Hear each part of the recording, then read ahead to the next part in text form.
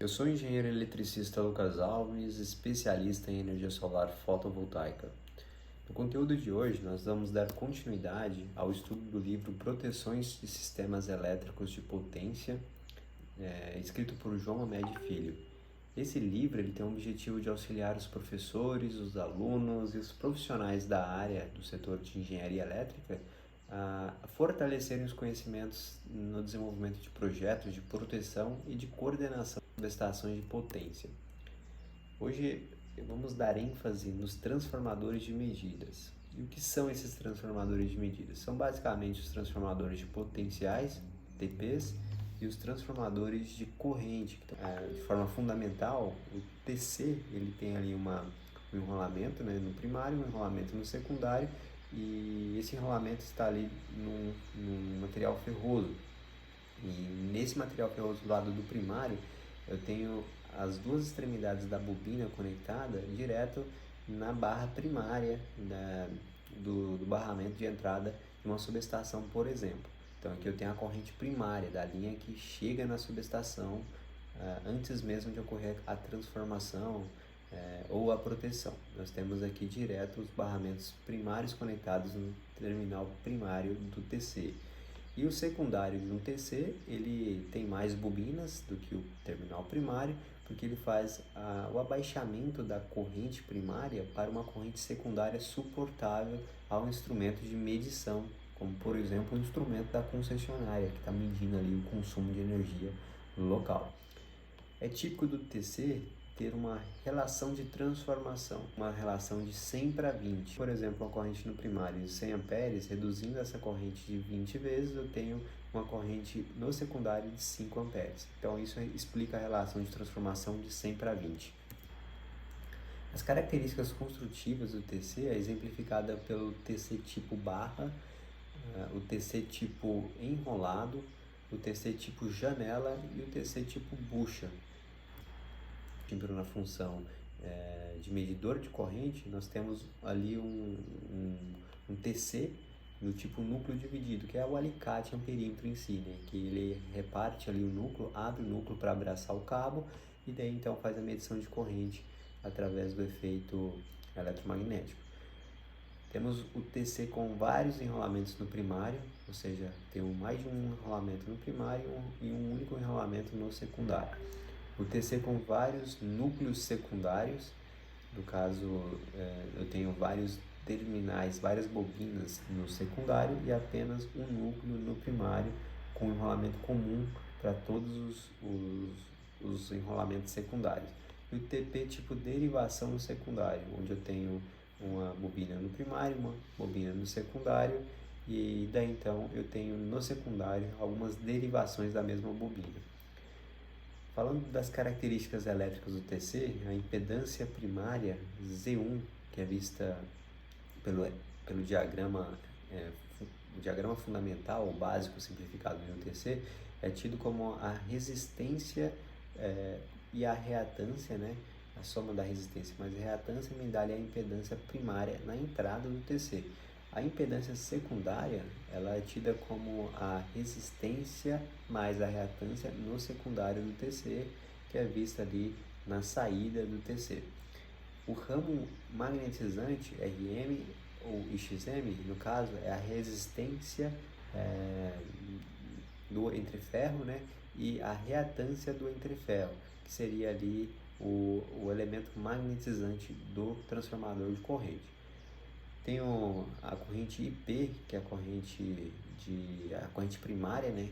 A corrente que está ali nos terminais de entrada do transformador de corrente. E também temos a corrente IS, que é a corrente no secundário do transformador de corrente.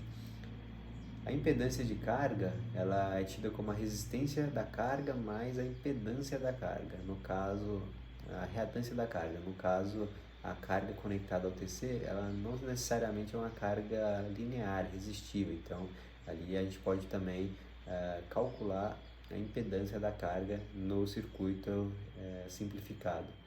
E temos a corrente IP, pela lei de Kirchhoff das correntes, é tido como a corrente IS mais a corrente E, ou seja, a corrente que entra nesse nó, que que a lei de Kirchhoff diz, tem que ser a soma das correntes que sai desse nó, do circuito simplificado do transformador de corrente.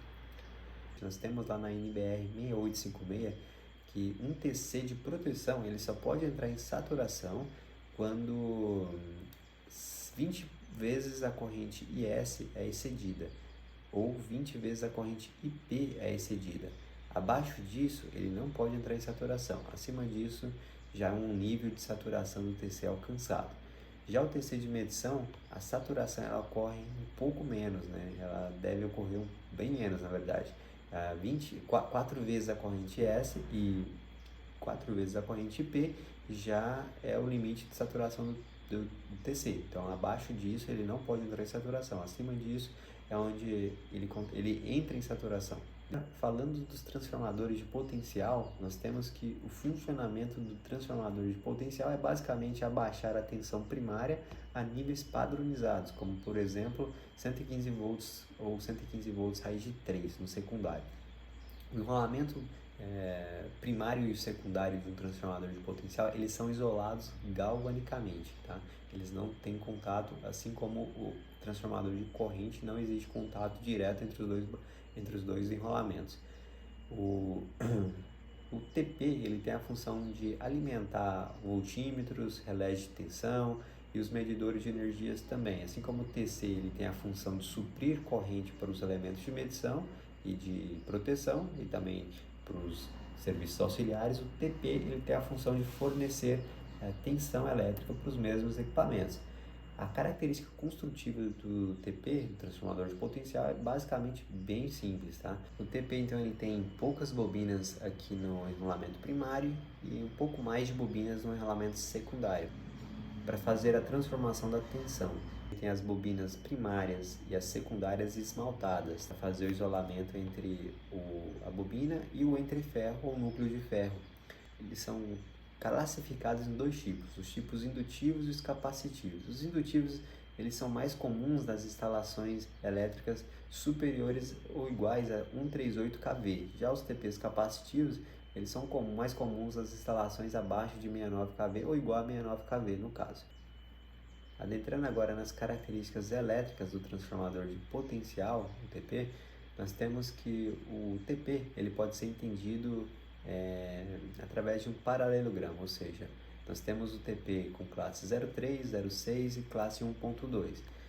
E cada um desses TPs, ou seja, cada classe desse TP, ele possui um erro de relação de transformação atrelado e assim também ele tem um erro de ângulo de fase, que mostra aqui no eixo das abscissas, né, no eixo X, na qual é o erro entre o ângulo da tensão no primário e o ângulo da tensão no secundário.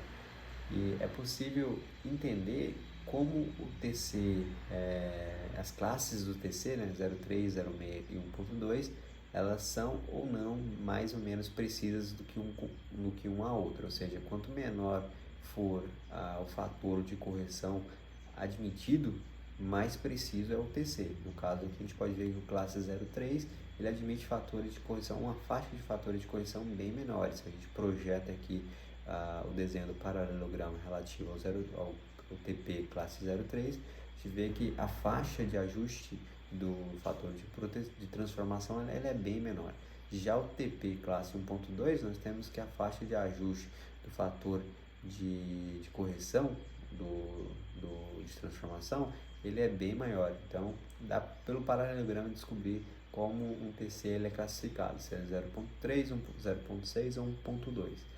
E um dado importante é que o TP ele deve suportar 110% da tensão nominal. Qualquer classe dos transformadores de potenciais ele tem que ter suportabilidade de pelo menos 110% da tensão nominal.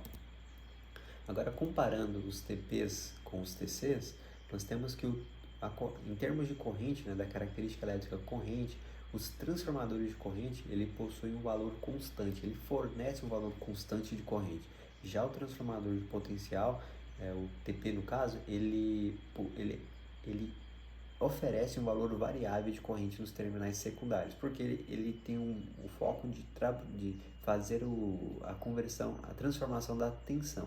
A corrente para ele é uma característica que ele não tende a controlar. Já nos parâmetros de tensão, o oposto acontece. O TC ele possui um valor variável de tensão nos enrolamentos secundários, e já o TP ele possui um valor constante, porque é onde ele de fato se preocupa a oferecer, que é um valor típico de tensão nos terminais secundários, e essa tensão é constante. A grandeza das cargas, ela estabelece que o TPC ele tem que oferecer uma tensão constante e o TP uma corrente constante. É basicamente isso que as cargas esperam, tá?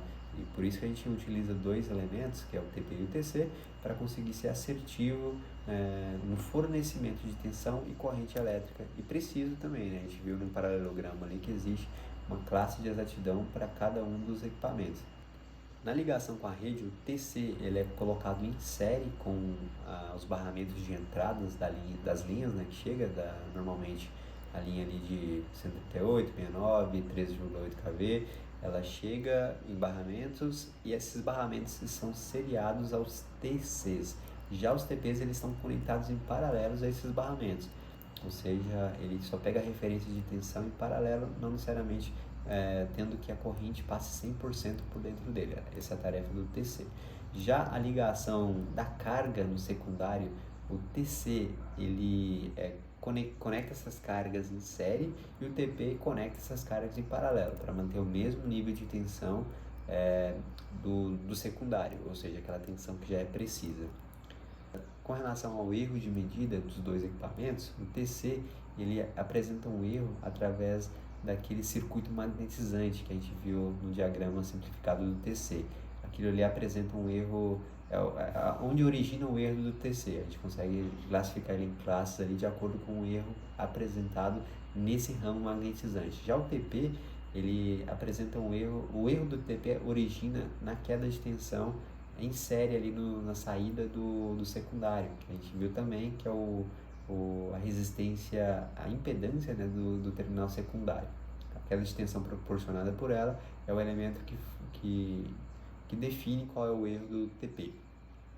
Com relação ao aumento da carga no secundário, o TC ele apresenta uma impedância diretamente proporcional ao aumento da carga. Aumentou a potência da carga, a impedância do transformador de corrente no secundário também aumenta. Já o TP é ao contrário, conforme a carga no secundário do TP aumenta, acontece o inverso, ou seja, indiretamente proporcional. A impedância no secundário do TP ela diminui.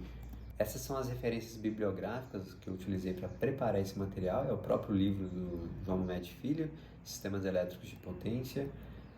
Eu trago agora uma mensagem reflexiva, né, que diz: Without darkness, nothing comes to birth, and without light, nothing flowers. Essa mensagem foi escrita por May Sarton, e ela quer dizer que sem a escuridão, nada vem, nada novo nasce, né? E sem a luz, nada floresce, ou seja, a escuridão e a luz são colocadas como necessários, ou seja, aqueles momentos de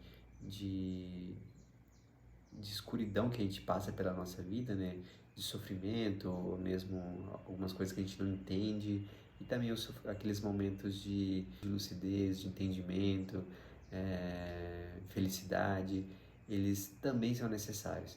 Os dois são necessários para a nossa formação, para a nossa capacitação, para a nossa descoberta como um ser humano ativo. Então, a gente não pode reclamar dos momentos que são escuros na nossa vida. A gente tem que agradecer, porque eles são necessários para nos moldar, para nos aperfeiçoar, de forma que a gente consiga trazer algo novo ao mundo, trazer uma transformação para a gente, ou seja, como a gente colabora para o mundo de uma forma ativa. E a luz, os momentos de luz, os momentos que a gente floresce e traz à tona, né, de forma, traz para o mundo aquilo que a gente cultivou na gente mesmo, que a gente conseguiu desenvolver na gente. Então a gente entrega os resultados daquela transformação que foi obtida naqueles momentos de escuridão, naqueles momentos de sofrimento, naqueles momentos de trabalho árduo. Então a luz e a escuridão é tida como necessária para que nós consigamos nos desenvolver, nos moldar e progredir, né? Tanto na carreira profissional, no nosso dia a dia em família, no nosso dia a dia entre amigos e também na nossa carreira espiritual. Eu agradeço a todos vocês que acompanharam este conteúdo. Deixe os meus dados para contato. Se precisar de alguma ajuda, de algum suporte ou não entendeu alguma parte do conteúdo que eu apresentei, só enviar uma mensagem, fique à vontade para entrar em contato. E o meu objetivo é facilitar o seu entendimento sobre esses temas da área da elétrica, da engenharia, da energia solar. Então conte comigo, forte abraço e até a próxima.